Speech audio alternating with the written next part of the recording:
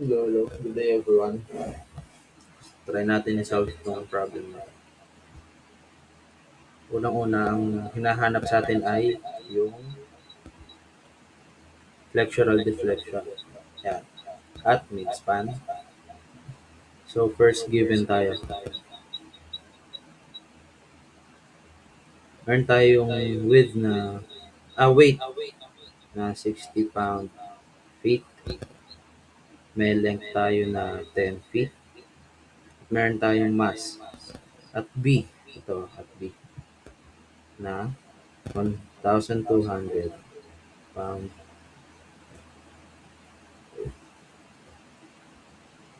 feet. As I said, yung hinahanap natin is yung flexural deflection. Solve natin, solve.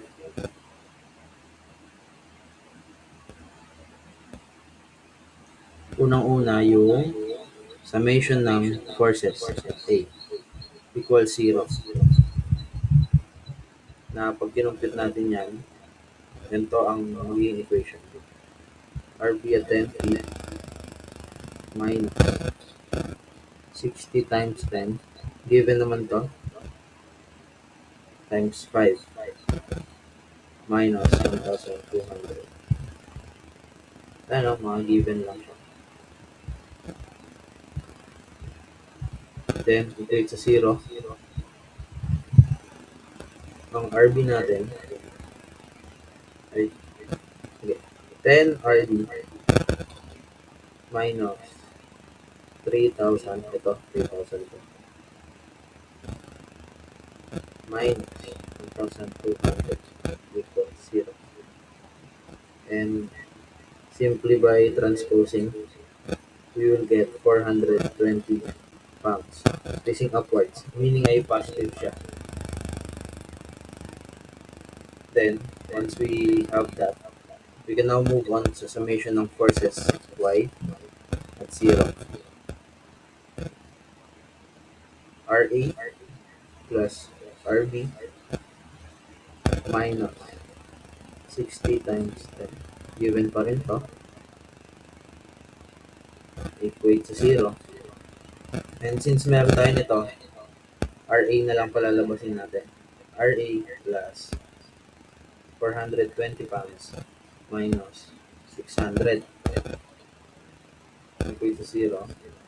Transposing, we will get RA is equals to 180 pounds facing upwards.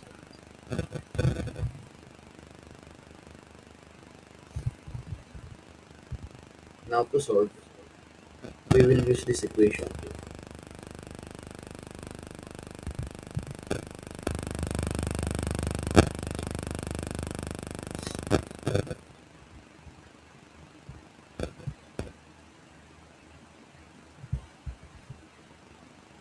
Mga given rin naman yan.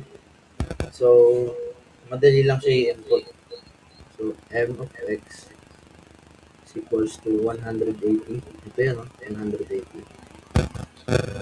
180x minus 30x. Bakit 30? Magiging ganito yan. 60x squared over 2. Cancel lang. Nagi 30x squared.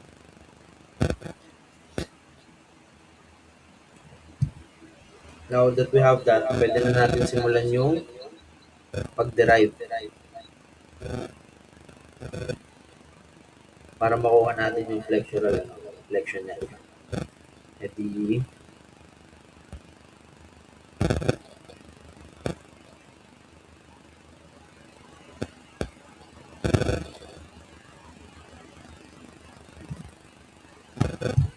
simplifying, we will have 90x squared minus 10x cubed plus c sub 1. And yan pa lang yung first part. De-derive ulit natin yan. Magiging yan. Derive natin. 90 30x squared minus 10x cubed plus so 1. Ayaw na pinaba. Simplifying, we'll have 30x cubed minus 2.5 x raised to 4 plus c1x plus c sub 2. Bale, hindi na natin siya kaya pang i-derive. So, we will use this as our working equation. At x equals 0 and y equals 0, syempre, pag naman pinagsasub natin yung mga 0 dyan, itong equation number 1 na to, ay magiging equals 0 yung c sub 2. C sub 2 hana-hana. Pero, kapag sabihin natin at x equals 10, pero yung y natin ay 0 pa rin, pwede natin gawing 0 equals 30 times 10 cube minus 2.5 times 10 raised to 4 plus c sub 1 times 10. Simplifying, we will have 0 equals 30,000 minus 25,000 plus 10 c sub 1. Meaning, ang c sub 1 natin ay negative 500.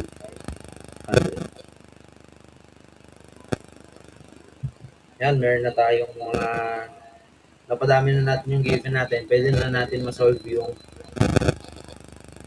midspan at x equals 5 feet. Ay, masasolve natin yung flexural deflection with a midspan at x equals 5 feet. So, solving using itong equation na to,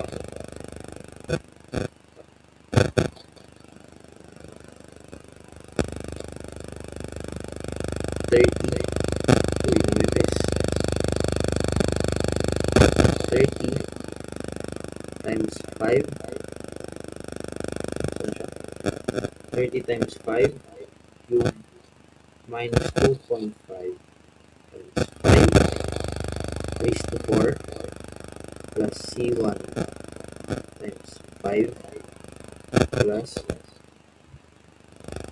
ay mali sorry meron na pala tayong c1 500 times 5 yan, negative. Since wala tayong c sub 2, pwede lang ganyan o pwedeng wala na. Teka lang, makalang ko lang.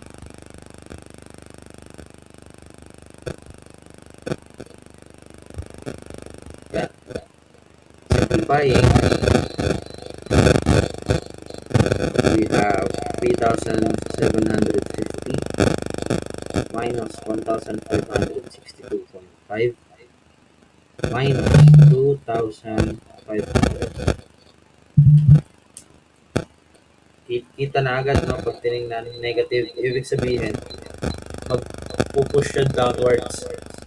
So we can have our answer will be equals negative 312.5 feet. Oh, 0.5 pound feet cube facing downwards. And yan na ang sagot natin. Thank you.